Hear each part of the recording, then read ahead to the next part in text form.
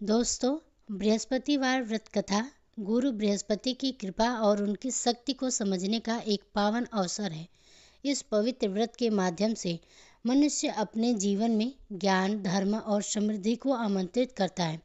बृहस्पतिवार व्रत कथा का श्रवण करने से बृहस्पति देव की कृपा प्राप्त होती है, जिससे कि जीवन में बाधाओं का नाश और खुशहाली का वास होता है। आइए हम सभी पूरी श्रद्धा और मनोयोग के साथ आज के इस कथा का आरंभ करते हैं।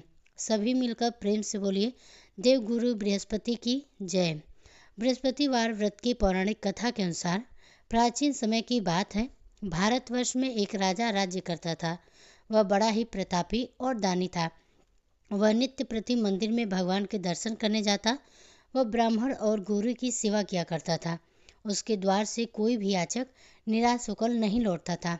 वह प्रत्येक गुरुवार को व्रत रखता और पूजन किया करता था। हर दिन गरीबों की सहायता करता था, परंतु यह सब बातें उसकी रानी को अच्छी नहीं लगती थी। वह ना तो व्रत करती और ना ही किसी को एक पैसा दान में देती थी। राजा से भी ऐसा करने को मना किया करती थी। एक समय की बात है कि राजा शिकार खेलने वन को चले गए थे। घर पर रानी और दासी उसी समय अकेली थी। उसी समय गुरु बृहस्पति साधु का रूप धारण करके राजा के दरवाजे पर भिक्षा मांगने आए। साधु ने रानी से भिक्षा मांगी तो वह कहने लगी, हे साधु महाराज, मैं इस दान पुण्य से तंग आ गई हूँ। इस कार्य के लिए तो मेरे पतिदेव ही बहुत हैं। अब आप ऐसी कृपा करें कि हमारा सारा धन नष्ट हो जाए और मैं आराम से रह सकूं। साधु रूपी बृहस्पति देव ने कहा, हे देवी, तुम बड़ी विचित्र हो। संतान और धन से कोई दुखी नहीं होता, इसको तो सभी चाहते हैं। पापी भी पुत्र और धन की इच्छा रखता है। अगर तुम्हारे पास धन अधिक है तो भूखे मनुष्यों को भोजन कराओ, प्याऊ लगवाओ, ब्राह्मणों को दान दो, धर्मशालाएं बनवाओ, कुआं, तालाब, बावड़ी, बाग बगीचे आदि का निर्माण कराओ तथा निर्धनों की कुंवारी कन्याओं का विवाह कराओ। साथ ही यज्ञ आदि करो। इस प्रकार के कर्मों से आपकी कुल का और आपका नाम परलोक में सार्थक होगा और स्वर्ग की प्राप्ति होगी। किंतु रानू साधु के इन बातों से खुश नहीं हुई। उसने कहा कि हे साधु महाराज, मुझे ऐसे धन की बिल्कुल आवश्यकता नहीं जिसको मैं अन्य लोगों में दान दूं या जिसको रखने और संभालने में ही मेरा सारा समय नष्ट हो जाए। तब साधु महाराज ने कहा, हे देवी, अगर तुम्हारी ऐसी ही इच्छा है तो जैसा मैं तुम्हें बताता हूँ तुम वैसा ही करना। बृहस्पतिवार के दिन घर को गोबर से लिपना, अपने केसों को पीली मिट्टी से धोना, राजा से कहना कि वह दाढ़ी कटवाए, भोजन में मांस मदिरा खाना, कपड़ा धोबी के यहाँ धुलने देना। इस प्रकार 7 बृहस्पतिवार करने से तुम्हारा सब धन नष्ट हो जाएगा। ऐसा कहकर साधु महाराज रूपी बृहस्पति देव अंतर ध्यान हो गए। रानी ने साधु के कहे अनुसार 7 बृहस्पतिवार तक वैसा ही करने का विचार किया। साधु के बताए अनुसार कार्य करते हुए केवल 3 ही बृहस्पतिवार बीते थे कि उसके समस्त धन संपत्ति नष्ट हो गई। भोजन के लिए दोनों समय परिवार तरसने लगा तथा संसारिक भोगों से दुखी रहने लगा। तब वह राजा रानी से कहने लगा, हे रानी, तुम यहाँ पर रहो, मैं दूसरे देश को जाता हूँ, क्योंकि यहाँ पर मुझे सभी मनुष्य जानते हैं, इसलिए मैं यहाँ कोई काम नहीं कर सकता। अब मैं परदेश जा रहा हूँ, वहाँ कोई काम धंधा करूँगा, शायद हमारे भाग्य बदल जाए। ऐसा कहकर राजा परदेश को चला गया। वह वहाँ से जंगल से लकड़ी काट कर लाता और शहर में बेचता। इस तरह जीवन व्यतीत करने लगा। इधर राजा के बिना रानी और दासियां दुखी रहने लगी। किसी दिन भोजन मिलता और किसी दिन जल पीकर ही रह जाती। एक बार रानी और दासियों को 7 दिन तक बिना भोजन के रहना पड़ा। तो रानी ने अपनी दासी से कहा, हे दासी, यहीं पास के नगर में मेरी बहन रहती है, वह बड़ी धनवान है। तू उसके पास जा और वहाँ से 5 सेर बेजर मांग कर ला, जिससे कि कुछ समय के लिए गुजर हो जाएगा। दासी रानी की बहन के पास गई। रानी की बहन उस समय पूजा कर रही थी। दासी ने रानी की बहन से कहा, हे रानी, मुझे आपकी बहन ने भेजा है, मुझे 5 सेर बेजर दे दो। दासी ने यह बात अनेक बार कही, परंतु रानी की बहन ने कोई उत्तर नहीं दिया, क्योंकि उस समय वह बृहस्पतिवार व्रत की कथा सुन रही थी। जब दासी को रानी की बहन से कोई उत्तर नहीं मिला तो वह दुखी हो गई और उसे क्रोध भी आया। वह लौटकर रानी से बोली, हे रानी, आपकी बहन तो बहुत ही घमंडी है, वह तो छोटे लोगों से बात भी नहीं करती। मैंने उससे बहुत बार कहा, लेकिन उसने कोई उत्तर नहीं दिया। मैं वापस चली आई। तब रानी बोली, हे दासी, इसमें उसका कोई दोष नहीं। जब बुरे दिन आते हैं तब कोई सहारा नहीं देता। अच्छे बुरे का पता तो विपत्ति में ही लगता है। अब तो जो ईश्वर की इच्छा होगी वही होगा। यह सब हमारे भाग्य का दोष है। उधर रानी की बहन ने सोचा कि मेरी बहन की दासी आई थी, परंतु मैं उससे नहीं बोली, इससे वह बहुत दुखी हुई होगी। अतः कथा सुनकर और भगवान विष्णु का पूजन समाप्त कर वह अपने बहन के घर आई और कहने लगी, हे बहन, मैं बृहस्पतिवार का व्रत कर रही थी। तुम्हारी दासी हमारे घर गई थी, परंतु जब तक कथा होती है तब तक हम न लोग उठते हैं और न ही बोलते हैं, इसलिए मैं भी नहीं बोली। कहो दासी, क्यों गई थी? रानी बोली, बहन, हमारे घर अनाज नहीं है। वैसे तुमसे कोई बात छिपी नहीं है, इस कारण मैंने दासी को तुम्हारे घर 5 सेर बीजल लेने के लिए भेजा था। रानी की बहन बोली, बहन देखो, बृहस्पति भगवान सबकी मनोकामनाएं पूर्ण करते हैं। देखो, शायद तुम्हारे घर में अनाज रखा हो। यह सुनकर दासी घर के अंदर गई तो वहाँ उसे एक बड़ा वेजर मिल गया। उसे बड़ी हैरानी हुई क्योंकि उसने एक एक बर्तन देख लिया था। उसने बाहर आकर रानी को बताया। दासी अपनी रानी से कहने लगी, हे रानी, देखो, वैसे तो हमको जब अन्न नहीं मिलता तब हम रोज ही व्रत किया करते हैं। अगर इनसे व्रत की विधि और कथा पूछ ली जाए तो उसे हम भी क्या करेंगे।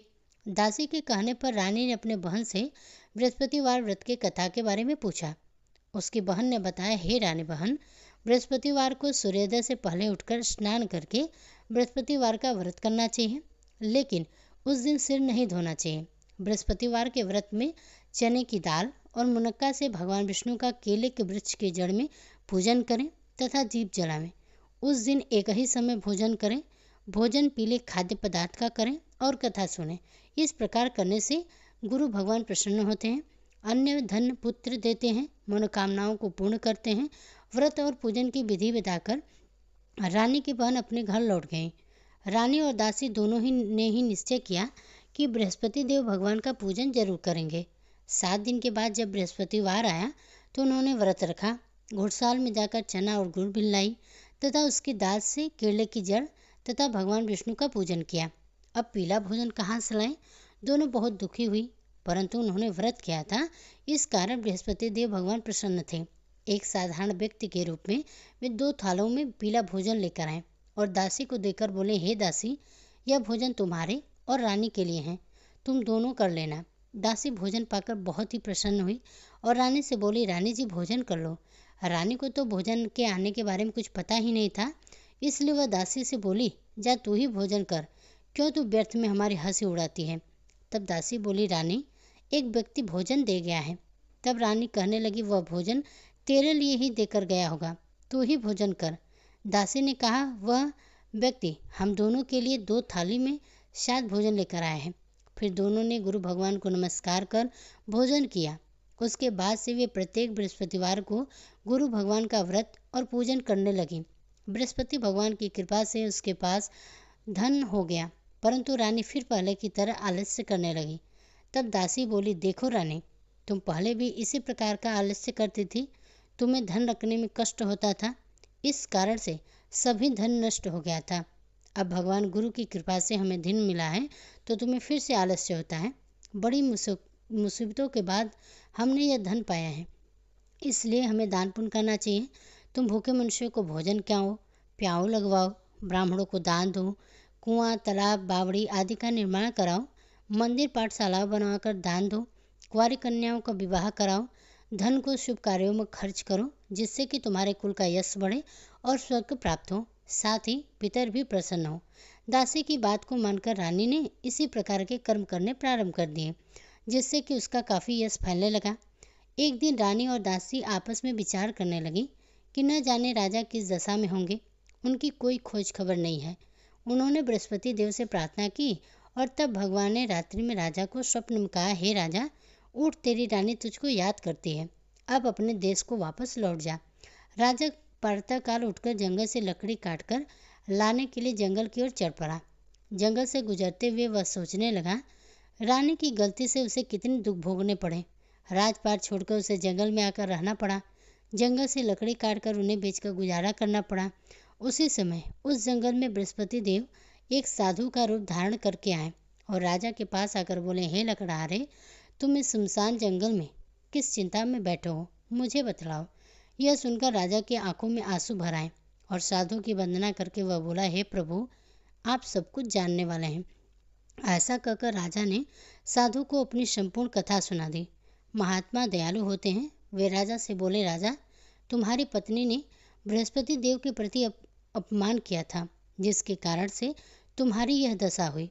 अब तुम किसी प्रकार की चिंता मत करो, भगवान तुम्हें पहले से अधिक धन देंगे।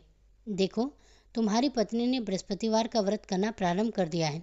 अब तुम भी बृहस्पतिवार का व्रत करके चने की दाल और गुड़ जल के लोटे में डालकर केले का पूजन करो। फिर कथा कहो या सुनो, भगवान तुम्हारी सब मनोकामनाओं को पूर्ण करेंगे। साधु को प्रसन्न देखकर राजा बोला, हे प्रभु, मुझे लकड़ी बेचकर इतना पैसा नहीं मिलता जिससे मैं भोजन करने के उपरांत कुछ बचा सकूं, और मैंने रात्रि में अपने रानी को व्याकुल देखा है। मेरे पास कोई साधन भी नहीं है जिससे कि मैं समाचार जान सकूं। फिर मैं बृहस्पति देव की क्या कहानी कहूँ, मुझे तो कुछ भी नहीं मालूम है। साधु ने कहा, हे राजा, तुम किसी भी बात की चिंता मत करो। बृहस्पतिवार के दिन तुम रोजाना की तरह लकड़ियाँ लेकर शहर में जाओ। तुम्हें रोज से दुना धन प्राप्त होगा, जिससे तुम भली भांति भोजन कर लोगे और बृहस्पति देव की पूजा का सामान भी आ जाएगा। बृहस्पतिवार की कथा इस प्रकार है। प्राचीन काल में एक बहुत ही निर्धन ब्राह्मण था। उसकी कोई संतान नहीं थी। वह नित्य पूजा पाठ करता, परंतु उसकी स्त्री बहुत ही मलिनता के साथ रहा करती थी। वह ना तो स्नान करती और ना ही किसी देवता का पूजन किया करती थी। प्रातःकाल उठते ही सबसे पहले भोजन करती और बाद में अन्य कोई कार्य करती। ब्राह्मण देवता बहुत ही दुखी रहते थे। पत्नी को बहुत समझाते, किंतु उसका कोई परिणाम नहीं निकलता। भगवान की कृपा से ब्राह्मण की पत्नी के कन्या उत्पन्न हुई। वह कन्या अपने पिता के घर में बड़ी होने लगी। वह बालिका प्रातः स्नान करके भगवान विष्णु का जप करती। वह बचपन से ही बृहस्पतिवार का व्रत करने में भी लगी थी। पूजा पाठ समाप्त कर स्कूल जाती तो अपनी मुट्ठी में जौ भरकर ले जाती और पाठशाला जाने के मार्ग में डाली जाती। वह सोने के दाने में हो जाते तो लौटते समय उनकर बुनकर घर ले आती। एक दिन वह बालिका सूप में उन सोने के दानों के जौ को फटक रही थी। तभी उसकी माँ ने देख लिया और कहने लगी, हे बेटी, सोने की जौ को फटकने के लिए सोने का सूप होना चाहिए। दूसरे दिन गुरुवार था। उस कन्या ने व्रत रखा और बृहस्पति देव से प्रार्थना करके कहा, हे प्रभु, यदि मैंने सच्चे मन से आपकी पूजा की हो तो मुझे सोने का सूप दे दो। बृहस्पति देव ने उसकी प्रार्थना स्वीकार कर ली। रोजाना की तरह वह कन्या जौ फैलाती हुई पाठशाला को चली गई। पाठशाला से लौटकर जब वह जौ को बीन रही थी तो बृहस्पति देव की कृपा से उसे सोने का सूप मिला। उसे वह घर ले आई और उससे वह जौ को साफ करने लगी, परंतु उसकी माँ का वही ढंग रहा। एक दिन की बात है, वह कन्या सोने के सूप में जौ को साफ कर रही थी। उस समय उस नगर का राजकुमार वहां से होकर गुजरा। इस कन्या के रूप और सोने के सूप में जौ को साफ करते देखकर वह उस कन्या पर मोहित हो गया। राजमहल आकर वह भोजन तथा जल का त्याग कर उदास होकर लेट गया। राजा को जब राजकुमार द्वारा अन्न जल का त्यागने का समाचार मिला तो अपने मंत्रियों के साथ अपने पुत्र के पास आए और बोले, बेटा, तुम्हें किस बात का कष्ट है? किसी ने अपमान किया अथवा कोई कारण है? मुझे बताओ, मैं वही करूँगा जिससे तुम्हें प्रसन्नता हो। तब राजकुमार ने अपने पिता की बातें सुनी और बोला, मुझे आपकी कृपा से किसी भी बात का दुख नहीं है। किसी ने मेरा कोई अपमान नहीं किया, परंतु मैं उस लड़की से विवाह करना चाहता हूँ जो सोने के सूप में जौ को साफ कर रही थी। यह सुनकर राजा आश्चर्य में पड़ गया और बोला, हे बेटा, इस तरह की कन्या का पता तुम ही लगाओ, मैं उसके साथ तुम्हारा विवाह अवश्य ही करा दूंगा। राजकुमार ने राजा को उस लड़की के घर का पता बतलाया। मंत्री उस लड़की के घर गया और राजा का आदेश ब्राह्मण को बुलाया। कुछ दिन बाद ब्राह्मण की कन्या का विवाह राजकुमार के साथ संपन्न हो गया। कन्या के घर से जाते ही उस ब्राह्मण देवता के घर पहले की तरह ही गरीबी का वास हो गया। अब भोजन के लिए अन्न बड़ी ही मुश्किल से मिलता था। एक दिन दुखी होकर ब्राह्मण अपनी पुत्री से मिलने के गया। बेटी ने पिता की दुख की अवस्था को देखा और अपनी माँ का समाचार पूछा। ब्राह्मण देवता ने सभी के हाल का सुनाया। तब कन्या ने बहुत सारा धन देकर अपने पिता को विदा कर दिया। इस तरह ब्राह्मण का कुछ समय सुखपूर्वक बीता, लेकिन कुछ दिन बाद फिर वही हाल हो गया। ब्राह्मण फिर अपने कन्या के घर गया और वही सब हाल कहा तो पुत्री कहने लगी, पिताजी, आप माँ जी को यहाँ ले आओ, मैं उन्हें यह विधि बता दूंगी जिससे कि गरीबी दूर हो जाएगी। अब ब्राह्मण देवता अपनी पत्नी को साथ लेकर अपनी पुत्री के पास राजमहल में आ पहुँचे तो पुत्री ने अपने माँ को समझाने लगी, हे माँ, तुम प्रातःकाल उठकर प्रथम स्नान आदि करके भगवान विष्णु का पूजन करो तो सब दरिद्रता दूर हो जाएगी। परंतु उसकी माँ ने उसकी एक बात नहीं मानी। वह प्रातःकाल उठकर अपनी पत्नी का बचा जूठन खा लेती थी। एक दिन उसकी पुत्री को बहुत ही गुस्सा आया। उसने एक रात कोठरी से सारा सामान निकाल दिया और उसमें अपनी माँ को बंद कर दिया। प्रातःकाल उसने उसमें से निकाला और स्नान आदि करा के पूजा पाठ करवाया तो उसकी माँ की जो बुद्धि थी वह ठीक हो गई। इसके बाद से वह नियम से पूजा पाठ करती और प्रत्येक बृहस्पतिवार का व्रत करने लगी। इस व्रत के पुण्य प्रभाव से उसकी माँ भी बहुत ही धनवान हो गई और बृहस्पति देवता के प्रभाव से स्वर्ग को गई। वह ब्राह्मण भी सुखपूर्वक इस लोक का सुख भोग कर स्वर्ग को प्राप्त हुए। इस तरह कहानी सुनकर साधु महाराज वहाँ से लोप हो गए। धीरे धीरे समय बीतने पर फिर बृहस्पतिवार का दिन आया। राजा जंगल से लकड़ी काटकर किसी शहर में बेचने गए। उससे उस दिन और दिनों से अधिक धन मिला। राजा ने चना गुड़ आदि लाकर बृहस्पतिवार का व्रत किया। उस दिन से उसके सभी क्लेश दूर हो गए। परंतु जब अगला गुरुवार आया तो वह बृहस्पतिवार का व्रत करना भूल गया। इस कारण बृहस्पति भगवान नाराज हो गए। उस दिन उस नगर के राजा ने विशाल यज्ञ का आयोजन किया तथा अपने समस्त राज्य में घोषणा करवा दी कि कोई भी मनुष्य अपने घर में भोजन ना बनाए और आग भी ना जलाए। समस्त जनता मेरे यहाँ भोजन करने आए। इस आज्ञा को जो ना माने उसको फांसी की सजा दी जाएगी। राजा की आज्ञा के अनुसार राज्य के सभी निवासी राजा के भोज में सम्मिलित हुए, लेकिन लकड़हारा कुछ देर से पहुंचा, इसलिए राजा उसको अपने साथ महल ले गए। जब राजा लकड़हारे को भोजन करा रहे थे तभी रानी की दृष्टि उस खूंटी पर पड़ी जिस पर हार लटका हुआ था। उसे हार खूंटी पर लटका हुआ दिखाई नहीं दिया। रानी को निश्चय हो गया कि मेरा हार उस लकड़हारे ने चुरा लिया। उसी समय सैनिक बुलवाकर उसको कैद में डलवा दिया। जब लकड़हारा कारागार में पड़ गया तो बहुत ही दुखी होकर विचार करने लगा कि न जाने कौन से पूर्व जन्म के कर्म से मुझे यह दुख प्राप्त हुआ है, और उसी साधु को याद करने लगा जो कि उसे जंगल में मिला था। तत्काल बृहस्पति देव साधु के रूप में प्रकट हो गए और उसकी दशा को देखकर कहने लगे, अरे मूर्ख, तूने बृहस्पति देवता की कथा नहीं की, इस कारण से तुझे दुख प्राप्त हुआ है। अब चिंता मत कर। बृहस्पतिवार के दिन कारागार के दरवाजे पर 4 पैसे पड़े मिलेंगे, उनसे तू बृहस्पति देव की पूजा करना तो तेरे सभी कष्ट दूर हो जाएंगे। अगले बृहस्पतिवार उसे कारागार के द्वार पर 4 पैसे पड़े हुए मिले। राजा ने पूजा का सामान मंगवाकर कथा कही और प्रसाद बांटा। उसी रात्रि को बृहस्पति देव ने उस नगर के राजा को स्वप्न में कहा, हे राजा, तूने जिस आदमी को कारागार में बंद कर दिया है वह निर्दोष है, वह राजा है, उसे छोड़ देना। रानी का हार उसी खूंटी पर लटका हुआ है। अगर तू ऐसा नहीं करेगा तो मैं तेरे राज्य को नष्ट कर दूंगा। राजा प्रातःकाल उठा और खूंटी पर हार टंगा देखकर लकड़हारे को बुलाकर क्षमा मांगे। तब राजा के योग्य सुंदर वस्त्र आभूषण भेंट कर उसे विदा किया। गुरुदेव की आज्ञा के अनुसार राजा अब अपने नगर को चल पड़ा।